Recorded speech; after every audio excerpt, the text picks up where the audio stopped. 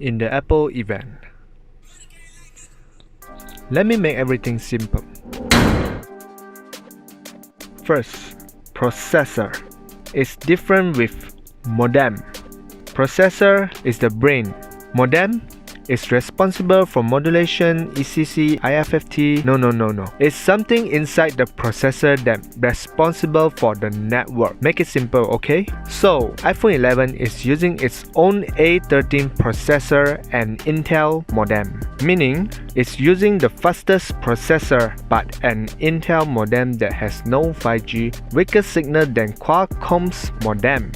Now, why iPhone 11 is left behind of 5G? Most of the competitors are preparing for the biggest mobile tech story, 5G. Huawei, Samsung, Oppo, LG, OnePlus, Xiaomi, Vivo have all made 5G phones, and most of them are using the Snapdragon X50 5G modem by Qualcomm. Here are some references. Unofficial answer. Apple had a long-running legal battle with Qualcomm. It actually started in 2011, but in 2016, starting with iPhone 7, Apple has used half Qualcomm and half Intel modem chips. In 2018, Apple plans exclusively use Intel modems, but in April of 2019, Apple and Qualcomm suddenly settled in peace, with both sides agreeing to drop all litigation and Apple agreeing to a 6-year worldwide licensing agreement. This contract is effective on the 1st of April. At the same date, Intel announced its intention to exit 5G smartphone modem business. And then, the iPhone 11 launching event held in September. And this is the reason Apple had insufficient time to launch the iPhone 11 with 5G. The official response from Apple. The 5G is not ready yet for iPhone 11. Well, indeed, 5G is currently still new. It isn't compatible with the US carriers' upcoming multi-band networks. It appears to make devices overheat in the summer. The antenna modules for the early 5G networks are also finicky at best. 5G base stations are far from ready. Most of the comments are boring. By innovation only, it became by innovation only. Someone said, it seems disappointed by the innovation standard that Apple should deliver. But if we think on the other side, Tim Cook took 20 minutes to introduce games and video subscription service in the beginning. This could be a time point for Apple to strategize itself shifting from hard to soft. It can be expected that the soft-hard integration will become the standard for future Apple conferences. Other than that, there's actually an implicit innovation that is hardly perceived by the public, which is the highlight of iPhone 11, the A13 Bionic chip. In fact, the processor directly affects the response speed and stability of the application performance, photographing, face unlocking, and etc. Apple has been competing with Huawei and Qualcomm for 2 consecutive years and is ahead of the competition in its comprehensive performance. Apple was always keeping aloof from the competitors, but surprisingly, Huawei Kirin 980 and Qualcomm Snapdragon 855 first appeared on the Apple PPT, which is unprecedented, proving that someone has indeed threatened Apple. However, the A13 Bionic is still far ahead and better than their previous A12 Bionic processor. Apple A13 Bionic chips once again hang Huawei, Qualcomm, and other rivals with absolute lead. The problem is, the PPT was showing Huawei's previous generation Kirin 980, but not the latest Kirin 990 that had just released on the last week. One of the biggest highlights in the keynote event is price reduction. iPhone 11 is the first flagship iPhone that has a lower price than the previous generation in 12 years. In 2007, the first iPhone only $499 USD. 12 years later, the iPhone's highest price stayed at $1449 in the fall of 2018. Apple has pushed the price of iPhone higher and higher through year-to-year innovations. Now it seems to have reached the apex of this model. First, we need an iPhone sales chart. Based on research by Statista and Caixin Global, it's obvious China is the second largest market for the iPhone. The Chinese smartphone sales are increasing in the past years, and Huawei holds the biggest China smartphone market share in 2017. At the same time, iPhone sales in China were shrinking. Undeniable, it was threatened. Apple has been operating in China for 10 years, and the products are locally manufactured in China. But its selling price is higher than the US with a 20% premium, which is quite high for China where per capita consumption is lower than in the US.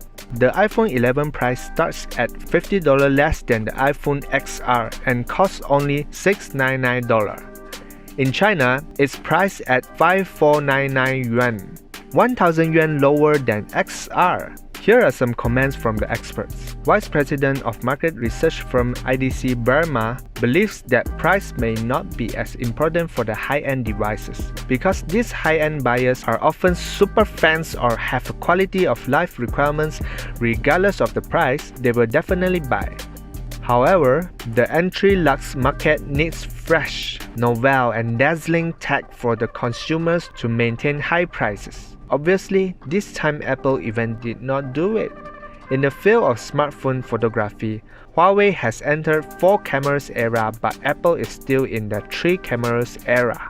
5G functions are missing, and Chinese consumers have to pay a high premium for the iPhone 11 series. Interestingly, the slogan of the iPhone 11 official website used just the right amount of everything. Is this a life philosophy or a remedy for the lack of innovation? What do you think? Put it another way, the new pricing strategy also carries Apple's new business expectations. Previously, having an iPhone as a luxury lifestyle brand is a manifestation of identity and a symbol of personal taste. Today, its functional attributes are getting stronger. As a communication device, Apple expects more sales. Therefore, the use of price cut to bring more sales and can make up for the price loss. It's much more than just a hardware device. It's the core of Apple's ability to maintain its entire ecosystem. Even the upcoming TV Plus and accredited subscription service will bring new growth to Apple, and the wearables such as AirPods and Apple Watch are having strong market performance. That makes improving iPhone sales are still important to Apple. Imagine if you are the CEO of Apple. What strategy would you implement? China's market declines due to the rise of the cheap phone market in China and the present international situation, naturally boycott phenomena in China, and etc. An iPhone without the 5G. Everyone may prefer to wait for the next 5G iPhone. This year sales may drop to 30 to 35 million unit sales in China. Plenty of considerations about how to explain to the shareholders, and also it may lose the opportunity window of consumers changing device. Apple spends 12 years shaping a luxury lifestyle branding. The market has become accustomed to placing orders without much consideration. The iPhone 11 price cuts may affect its branding, lower gross margin risks. Previous generations iPhone are more difficult to clear inventory. The chemistry between Apple and their high-end consumers will be hurt. It's really hard for Tim Cook. Before any new iPhone release, you will see a few iPhone clones on the internet. An iPhone clone is basically a fake look-alike iPhone manufactured by other companies and sold for cheap prices. Of course, you won't get the exact quality of the iPhone, but surprisingly, some of them are very real that will almost fool you.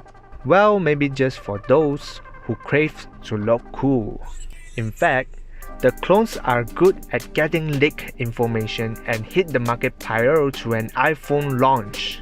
Same as the iPhone 11 clones, the internet was filled with the prediction of an ugly designed iPhone 11 rear camera.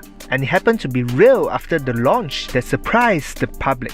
teasing Apple's lack of innovation has always been the favorite of netizens and other manufacturers.